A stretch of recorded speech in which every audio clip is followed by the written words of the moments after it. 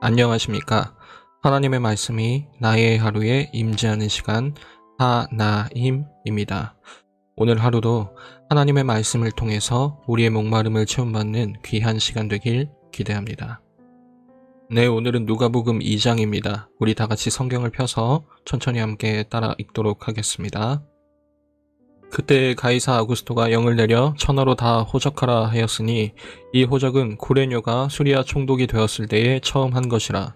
모든 사람이 호적하러 각각 고향으로 돌아가매 요셉도 다윗의 집 족속이므로 갈릴리 나사렛 동네에서 유대를 향하여 베들레헴이라 하는 다윗의 동네로 그 약혼한 마리아와 함께 호적하러 올라가니 마리아가 이미 잉태하였더라. 거기 있을 그때에 해산할 날이 차서 첫 아들을 낳아 강보로 싸서 구유에 뉘었으니 이는 여관에 있을 곳이 없음이로라. 그 지역의 목자들이 밤에 밖에서 자기 양떼를 지키더니 주의 사자가 곁에 서고 주의 영광이 그들을 두루 비춤에 크게 무서워하는지라. 천사가 이르되 무서워하지 말라. 보라, 내가 온 백성에게 미칠 큰 기쁨의 좋은 소식을 너희에게 전하노라. 오늘 다윗의 동네에 너희를 위하여 구주가 나셨으니 곧 그리스도 주시니라. 너희가 가서 강보에 쌓여 구유에 뉘어 있는 아기를 보리니 이것이 너희에게 표적이니라 하더니, 호련히 수많은 천군이 그 천사들과 함께 하나님을 찬송하여 이르되 지극히 높은 곳에서는 하나님께 영광이요 땅에서는 하나님이 기뻐하신 사람들 중에 평화로다 하니라.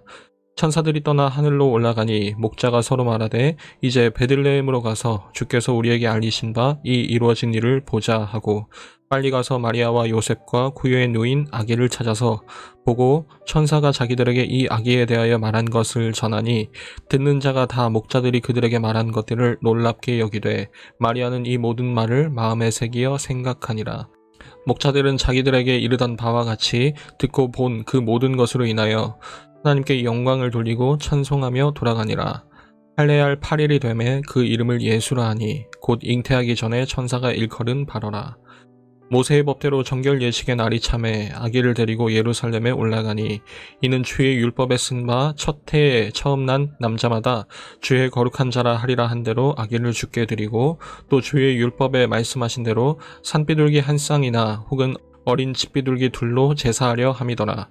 예루살렘에 시므온이라 하는 사람이 있으니 이 사람은 의롭고 경건하여 이스라엘의 위로를 기다리는 자라. 성령이 그 위에 계시더라. 그가 주의 그리스도를 보기 전에는 죽지 아니하리라 하는 성령의 지시를 받았더니 성령의 감동으로 성전에 들어가매 마침 부모가 율법의 관례대로 행하고자 하여 그 아기 예수를 데리고 오는지라.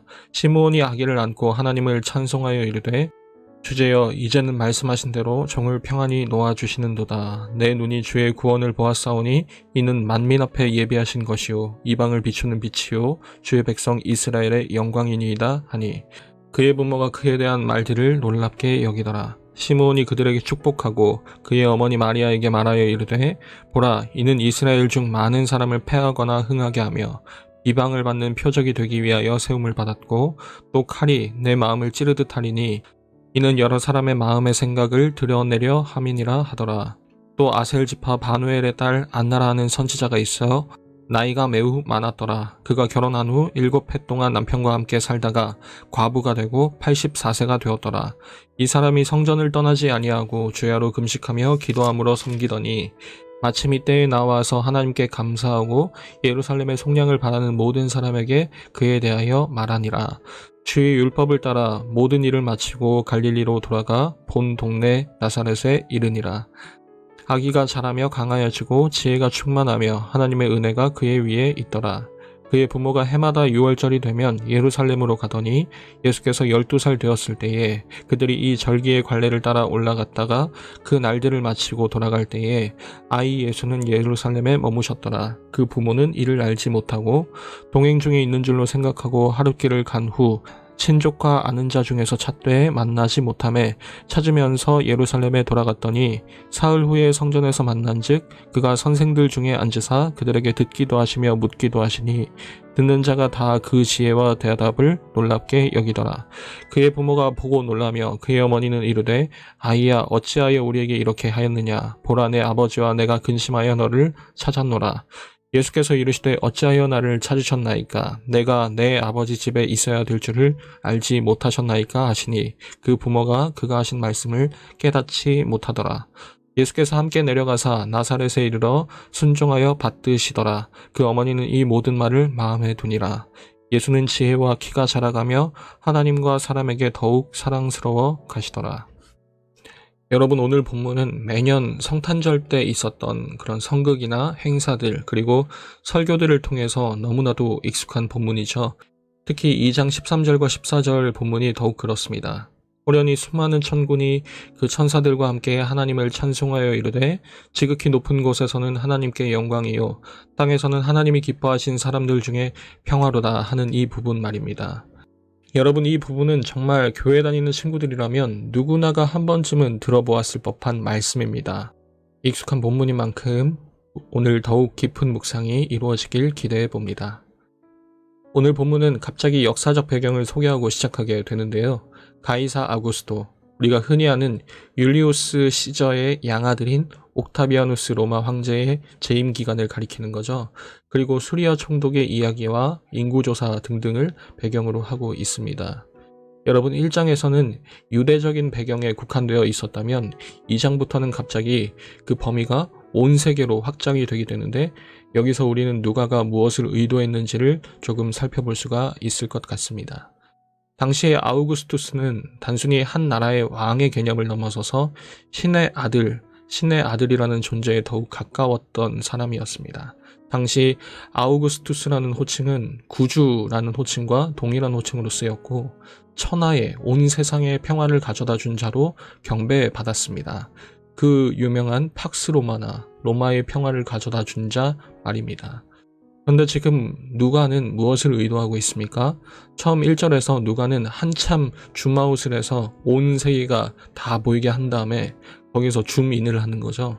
거기서 줌인을 해서 수리아 총독이 다스리는 그 구레뇨가 다스리는 지역을 비춥니다. 거기서 더 줌인을 해서 베들레헴을 비추고요.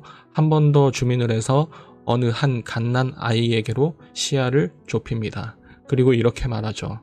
보라, 내가 온 백성에게 미칠 큰 기쁨의 좋은 소식을 너희에게 전하노라.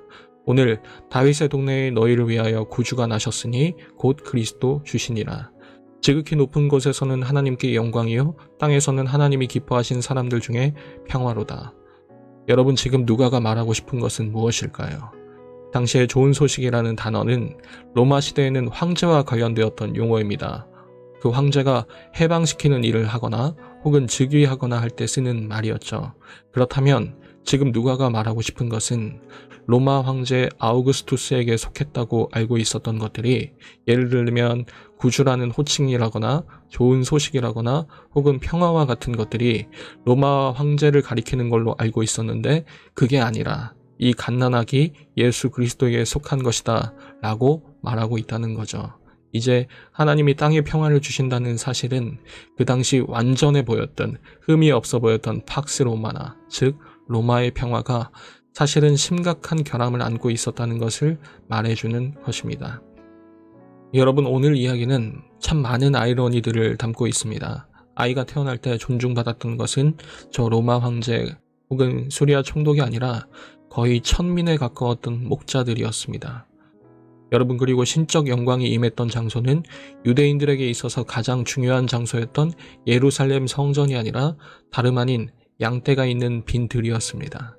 지난 1장의 사가랴처럼 오늘 또 시므온과 안나라는 인물도 성전에서 한평생 하나님께 맡은 바 성실히 순종했던 그런 의인들이 등장하는데요. 이스라엘 백성의 가장 이상적인 롤모델과도 같았던, 누구나가 신뢰할 만한 이 인물들이 한결같이 저 강해 보이는 로마 황제나 예루살렘 성전이 아니라 바로 이 갓난아기 예수 그리스도가 진짜다라고 선언하고 노래하고 있는 모습을 우리는 어렵지 않게 살펴볼 수가 있습니다. 여러분, 그렇기 때문에 앞으로 이어질 이야기는 바로 이 참된 평화를 안겨다 주실 분, 정말로 큰 기쁨의 좋은 소식을 우리에게 안겨다 주실 분, 그분은 바로 예수님이라는 그 기대와 사실로 그려지게 될 것입니다. 그런데 이 기쁘고 영광스러운 장면에서 좀 당황스러운 부분이 있습니다. 바로 이 시므온의 노래 중 한 부분입니다. 34절 이하에는 이렇게 기록되어 있습니다. 보라, 이는 이스라엘 중 많은 사람을 패하거나 흥하게 하며 비방을 받는 표적이 되기 위하여 세움을 받았고, 또 칼이 내 마음을 찌르듯 하리니 이는 여러 사람의 마음의 생각을 드러내려 함이니라 하더라. 여러분, 이 큰 기쁨의 좋은 소식, 참된 평화를 안겨다 줄 분이 비방을 받게 될 것, 거절당하게 될 것을 말하고 있습니다. 1장과 2장에서 계속해서 강조되고 있는 것은 이 모든 일을 하나님이 하실 것인데, 그 일을 감당할 예수님이 모두에게 환영받는 것은 아니라는 점을 지금 본문은 말하고 있어요. 이방의 빛으로 온 세상을 향한 좋은 소식을 전하러 오셨지만, 모두를 위한 구주로 오셨지만 모두에게 환영받는 구주는 아니시게 될 거라는 얘기입니다. 그리고 그 분수령은 우리가 잘 알듯이 십자가가 될 것입니다. 십자가를 지고 매일 주님을 따르는 우리에게는 이 좋은 소식이 우리에게 날마다 새 힘을 주는 원동력이 되기를 바랍니다. 만민의 구주 예수 그리스도로 말미암아 우리는 참된 평화를 누릴 수 있기를 바랍니다. 저 강한 세상이 원하고 추구하는 그 평화 말고 주님으로 말미암은 평화를 감히 고백하고 신뢰할 수 있는 여러분들이 다 되었으면 좋겠습니다. 오늘 이야기는 어린 시절의 예수님의 이 대목으로 매듭지어집니다. 내가 내 아버지의 집에 있어야 될 줄을 알지 못하셨나이까. 이제까지 예수라는 이름으로 또 거룩한 자로 묘사되었던 이 아이는 지금 처음으로 하나님의 아들이라는 정체를 밝히신 거고, 이어질 3장부터는 하나님의 아들로서 하나님의 일을 공식적으로 시작하시게 될 것입니다. 예고되었던 갈등과 거절이 이제 어떻게 시작될지, 하나님의 일은 그 가운데서 어떻게 진행될지를 기대하면서 내일부터 이어지게 될 내용을 함께 묵상해 나아갔으면 좋겠습니다. 매일 저녁 9시 하나님의 말씀이 나의 하루에 임재하는 시간, 오늘은 이것으로 마치도록 하겠습니다. 모두들 평안한 밤 되시기 바랍니다.